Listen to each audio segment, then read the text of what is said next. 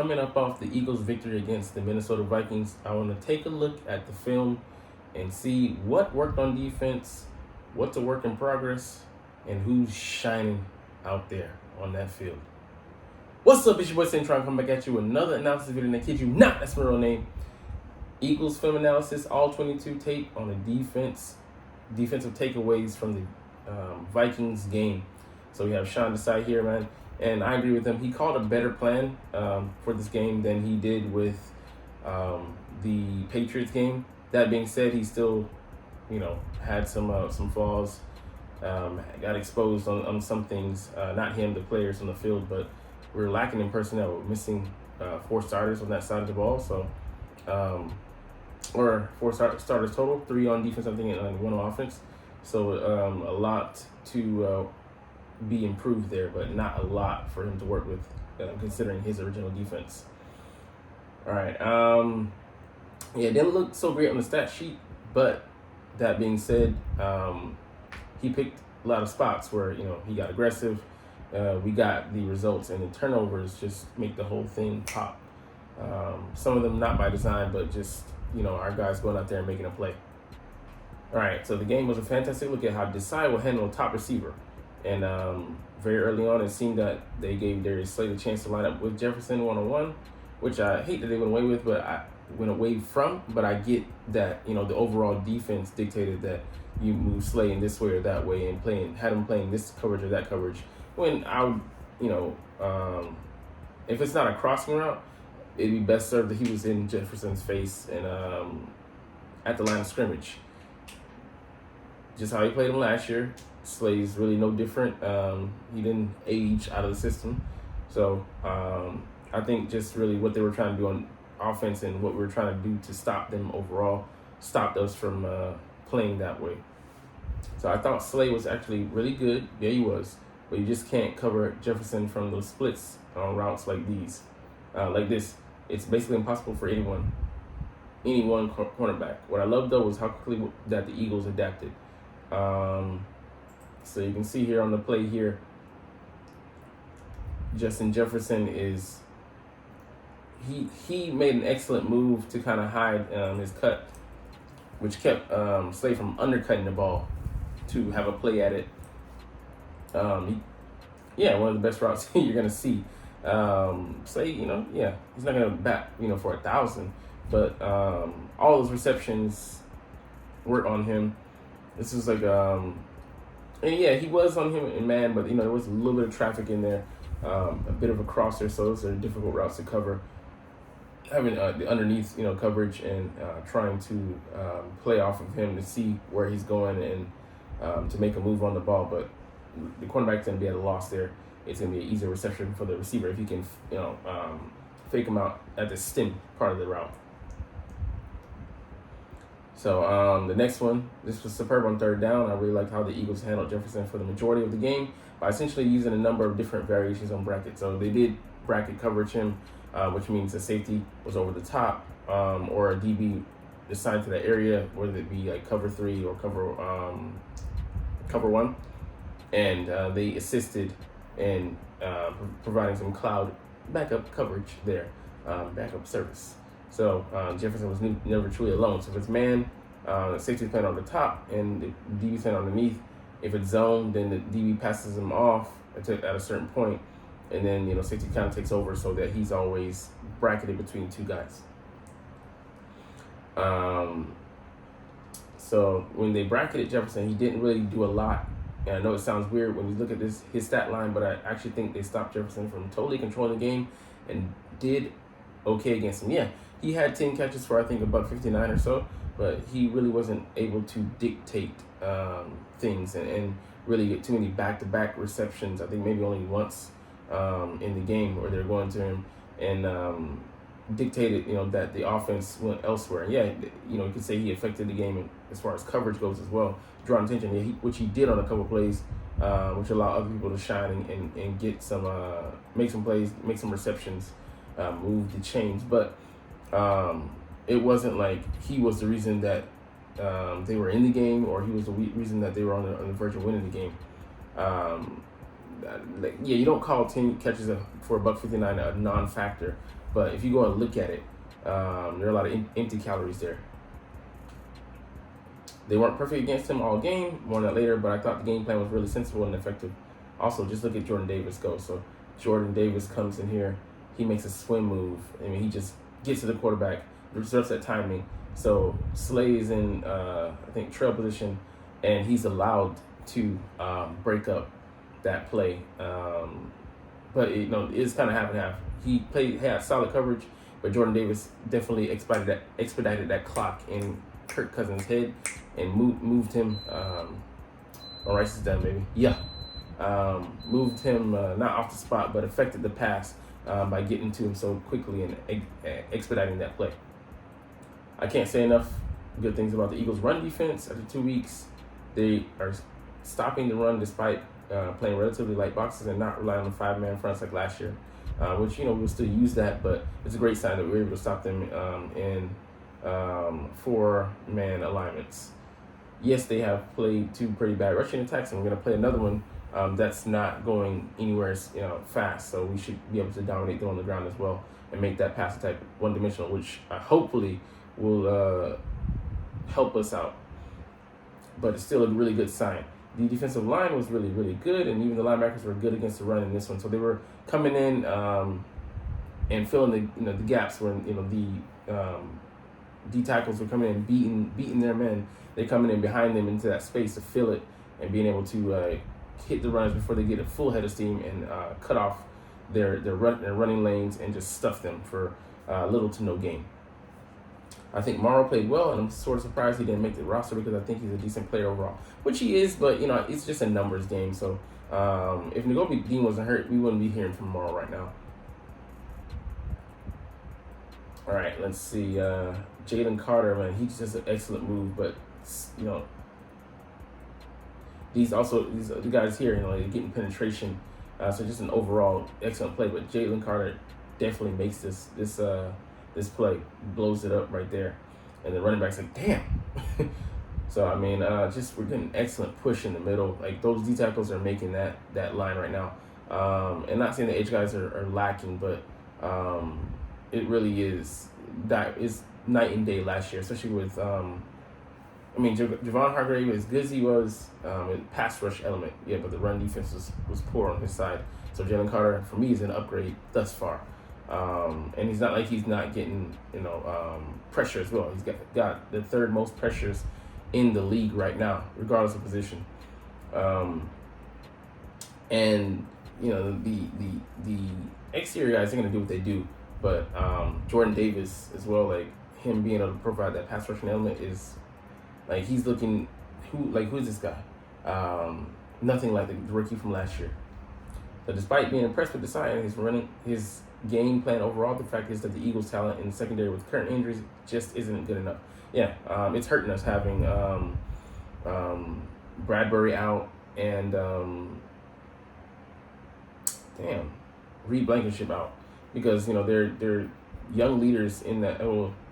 Young for Bradbury, but Reed is the best safety on this team, and his just wherewithal. He knows where to be in the right position. Plays with very good technique, and he was beaten for a touchdown in New England, but overall, man, he's the guy we need on the field for his presence.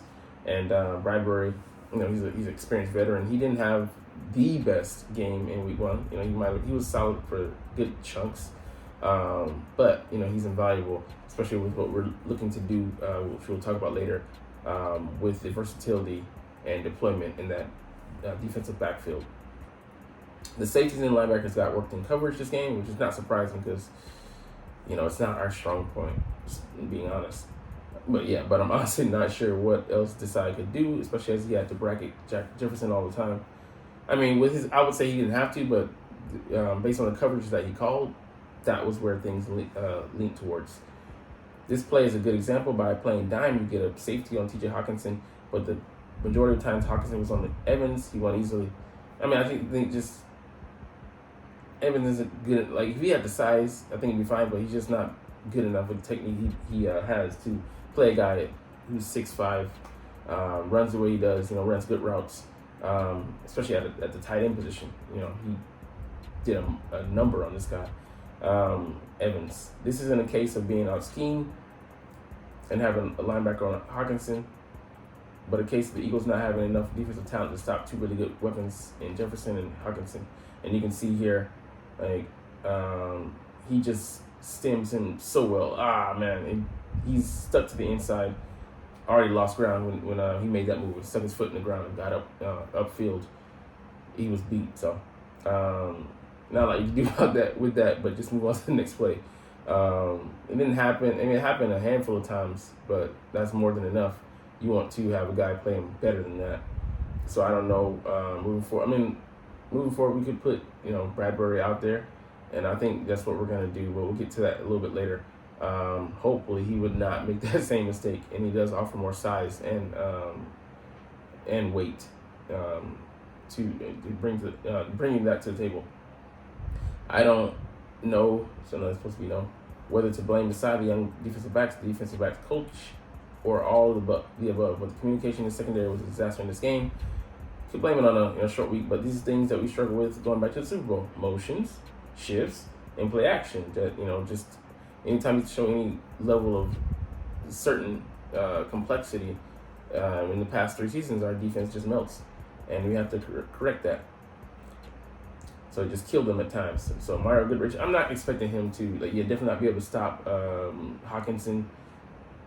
But doubting what you see out there, that's a young player's mistake. And Joe was a step late. That didn't help. Maybe the veteran presence out there. Maybe you switch that where Josh was on the outside and Bradbury's in the slot. But it's all speculation up to this point, which is why I'm so interested to see this Tampa Bay Buccaneers game upcoming, to see how we deploy and what how effective it's going to be. Especially, they have those 2 Titan receivers there in Florida. Personally, I would be looking to add a veteran defensive back this week because the depth isn't good enough in my opinion.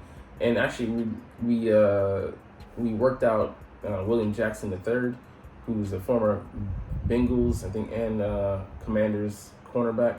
He has 203 snaps in the slot, but majority of his snaps, 3,000 or so, are on the outside with outside on the island. So does he have experience? I think he might have experience with our system, but we need someone who has experience. But we don't want to sacrifice that for talent. Someone that can come in and learn the system. Yeah, because nickel, you're not gonna be on the field all the time, but injuries could force that. So you don't want someone who's out of the loop completely. So that's up for Howie Roseman and defensive guys to talk shop and figure out who is going to be the piece that we bring in here. But we need somebody. I believe that. So yeah, this is the play where Goodrich just whiffs. He's a step slow. He gets bowled over. You expect that though with his size. So overall, I thought Job was actually decent. Me too. Outside the one play, and like he said here, the one issue was not bringing the guy to the ground. Always, if it's in the red zone, in the end zone, there's nothing you can do about that. But minimize the damage, minimize it. Stop the bleeding, get the guy down, and live to find another down. Not let him shake you off. Him, being all of 5'11", 5'10", and $170 shouldn't be happening to you. But playing with poor leverage, and then of course the panic there upon the catch. But yeah, he was fine when he asked covered Jordan Addison and KJ Osborne 1-on-1, except for that end zone bust on KJ Osborne. And he doesn't like what he's seeing from Emmett Terry. He's been out of position on some plays, and it's not what you expect of a 5-year veteran. And just I don't know what to say. His technique wasn't the greatest, but he wasn't the worst in Pittsburgh, and he had solid play. But he struggled, in recent years as of late. So that rearing his head again here, and he looks lost, which should not be happening to a veteran in this league, a 5-year veteran. Yeah, he did not get out to the flat to cover in cover 3. That's basic, man. So what were you seeing that eye candy or distraction or whatever that brought you kept your feet inside when you should have been moving outside? that for me just it's a killer. I saw that live. I was like, what the hell is he doing? He's just like he's frozen in time, like Elsa. So I had to add that in there. Adesanya. But anyways, we're not even gonna look at that play because I can't even identify because the film was too grainy and too small.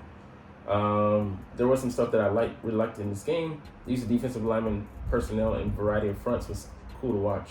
So yeah, definitely, our front is a strong point, so might as well go ahead and call stunts and twists and games. Like there was a twist that someone had a nasty hit on Kirk Cousins, just playing to our strengths. Not running it, overusing it.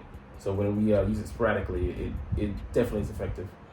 So it was a great play. Hassan Reddick dropped in the coverage, which annoys people, but using it sporadically is a key. The Eagles dropped Reddick here, and I love the defensive lineman creating space for the blitzing linebacker. The 5-man pressure with the blitzing linebacker taking the running back gets Josh Sweat a 1-on-1, and he wins it. And Josh Jobe and Darius Slay have really good coverage, which forces Cousins to hold the ball, which at least is the sack fumble. So,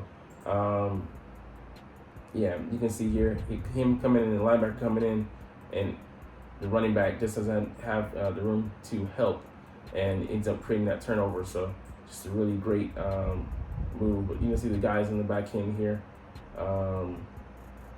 Let's see. Can't see it out of frame, but even Nick Cunningham, he's aware in his zone. So this is an overall group sync play, and when those plays coming together, good things happen. And Sweat being able to pressure off the edge, hit the ball out of Cousins' hands, force a fumble. We're at the near 10, so really good position to get points off the turnover. I think we did get a touchdown on that. Ended up being one of the tush pushes, or one of those. Jordan Davis is clearly healthy again. He's playing really well. The power on show here is pretty insane. He just casts the guard aside, man. He just discards him like garbage. Bam, and throws him to the ground. And then, Cunningham gets through that gap very nicely. And then Jordan comes and cleans up like he's Barney incarnate. Like, Barney would have been like, good job, oh.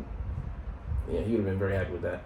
I saw some people complain about Joe because of the long touchdown, but I actually think the real issue is not tackling the receiver after he's made the catch, which you talked about earlier. This is just a perfect offensive play against the defensive coverage, and sometimes you just have to admit defeat on the play. I've been critical of Terry Evans, but he covered the crossing route as well as he could. Like there was trips. We'll look at it. But yeah, he can't play everybody, and Josh Jobe had to follow his guy across the field, which is tough to do. But when you're beat, hey, get there, get the guy down, and live to fight another play. But Addison, you can see here, he got loose. So Josh Jobe here. Josh Jobe on the other side. Let's go back. He was beat from the jump. So let the guy just wrap up, like you're going. No, not even go there. But so I was impressed with Desai's plan for Jefferson overall, but there was a flaw in the plan overall. When Jefferson started in the slot, the Eagles were fine. However, when Jefferson started outside and motion to the slot, it caused the Eagles huge issues. So again, the Avonte Maddox holes showing up here again. He's out again, for the foreseeable future and indefinitely, which is probably the rest of the season, unless you make the playoff. Make the Super Bowl or something like that. He could maybe come back, but why would you want to rely on a guy that's been out of sync and out of the game the whole year? He might just get re-injured. So I think he has one more year on his contract. So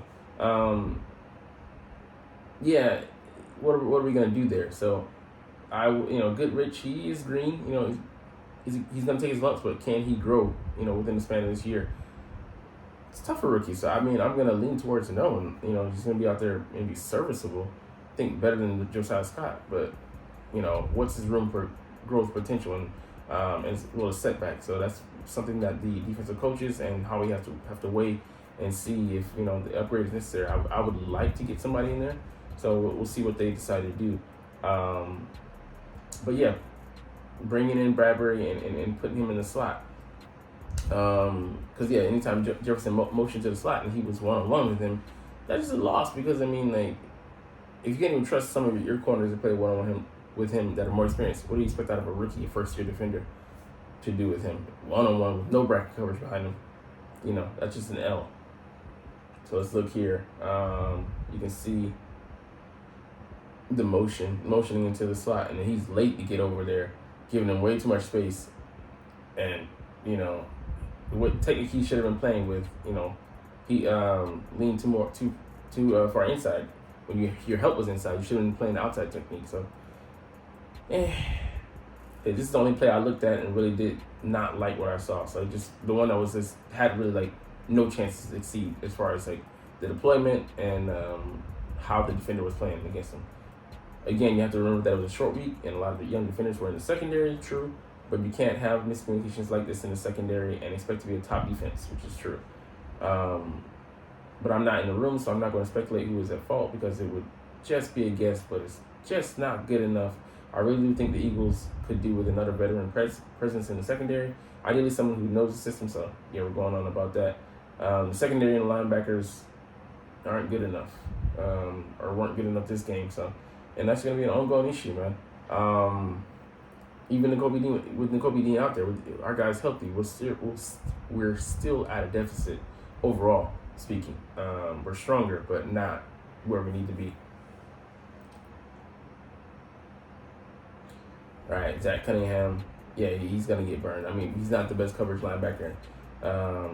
He can be decent at times in zone when you know, the play's coming out quick, the ball's coming out quick, and he doesn't have to cover for too long, but the longer he's out there on the given play, he's going to get exposed. He got beat badly, which is not surprising. All right, so final notes here. I think it's time to see more Sidney Brown. I can't see why he shouldn't be out there versus Terrell Edmonds. And that's, if he's not ready, cool. But you know, at some point they're probably gonna have to take a chance. And we'll see. Justin Evans, he's doing better, but he got beat by Hawkinson. Let's be honest. And he can be decent in coverage, but he's gonna struggle against some of the better tight ends in the league, which is just facts. Which is why I would rather us do our big dime package, bring Sidney onto the field, the 3 safety look, have more coverage defenders, and take off a guy. And yeah, I mean, just strengthen numbers and strengthen numbers as well as discipline zone with proper pass offs. That's the best we can hope for. You don't have a true playmaker besides Reed Blankenship back there in the secondary. I mean, at the safety position. If the Eagles did not sign another cornerback, I would start Joe on the outside and move back James Bradbury to the slot, which I agree with. You don't want him to play that full time, but then, you know, what's the alternative? So it's the war of attrition at this point. And why do we rely again on Avonte Maddox going into the season, knowing that he has the injury history that he does? I don't know, man. But Slay, you know, he doesn't look like he's lost a step, which I agree with, and he might not hold up over the course of, you know, his the rest of his contract, but he's a damn good option that we have right now. I think we're gonna stop here, man, today. Longer video, but I know the truth. You're not even watching though, but it's all good because I love talking about the Eagles and love making these videos. But anyways, we're gonna get up out of here. As always, it's fly Eagles fly, and let's motherfucking go. Like, comment, share, and subscribe if you like. Thanks for watching. Check me out at Cintron, Cintron Anime, Cintron Life, or Cintron Laughs, or other social media.